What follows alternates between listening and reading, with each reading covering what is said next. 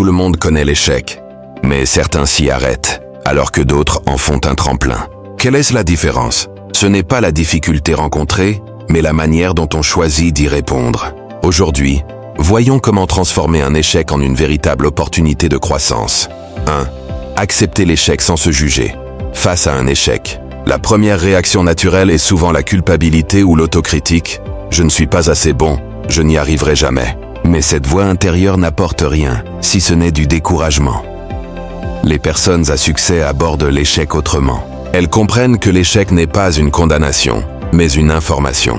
C'est comme un tableau de bord qui indique ce qui doit être ajusté. Accepter l'échec, c'est reconnaître que tomber fait partie du chemin. Cela ne définit pas ta valeur, mais te montre une direction, là où tu peux progresser.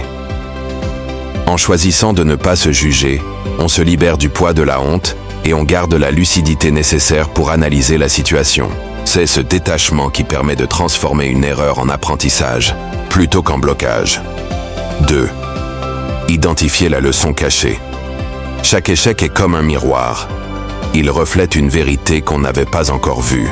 Mais la plupart des gens, submergés par la frustration, ne prennent pas le temps de regarder ce reflet. Derrière chaque échec, il y a une leçon. Cela peut être une erreur technique qui montre qu'il faut mieux se préparer. Cela peut être un manque de patience qui rappelle que les grandes réussites demandent du temps. Cela peut être un manque d'organisation qui enseigne l'importance de la discipline. Les personnes qui réussissent transforment leur déception en curiosité. Elles se demandent « Qu'est-ce que cette expérience est venue m'apprendre ? Quelles compétences dois-je développer ? Quelle nouvelle approche dois-je essayer ?» En cherchant activement la leçon, on transforme un événement douloureux en un investissement. L'échec cesse d'être une punition et devient un professeur. Et ce que tu apprends dans ces moments vaut bien plus que ce que tu aurais appris si tout avait marché du premier coup. 3. Changer de perspective. Plutôt que de voir l'échec comme un mur, les leaders choisissent un autre regard. Pour eux, l'échec n'est pas un mur. C'est une marche d'escalier.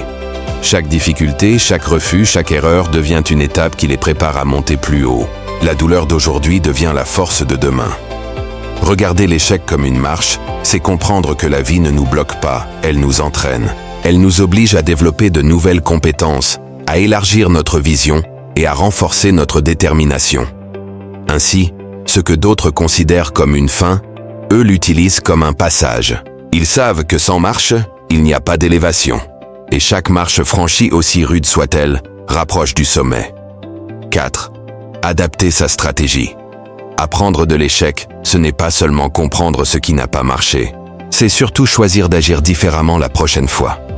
Beaucoup de gens répètent les mêmes erreurs parce qu'ils s'obstinent avec la même méthode. Mais les personnes à succès savent s'ajuster. Elles revoient leur manière de faire, testent de nouvelles approches et n'ont pas peur de demander conseil à ceux qui ont déjà réussi. Adapter sa stratégie, c'est accepter que la première tentative n'était pas la meilleure et que l'intelligence consiste à améliorer son plan plutôt que de s'entêter. Oser essayer autrement, c'est passer de la rigidité à la créativité. C'est transformer l'échec en laboratoire d'expérimentation. Ainsi, chaque revers devient une opportunité de bâtir une meilleure version de soi et de sa stratégie. Les leaders ne demandent pas « pourquoi moi ?», mais plutôt « comment puis-je m'y prendre autrement pour réussir ?» 5. Utiliser l'échec comme moteur. Enfin, les plus grands réussissent parce qu'ils transforment la douleur de l'échec en énergie. Là où certains s'effondrent, eux trouvent une nouvelle force. Ils se disent « ce n'est pas terminé. J'ai appris et je vais revenir plus fort. » L'échec devient alors un carburant. Chaque critique, chaque refus, chaque chute alimente leur détermination à persévérer.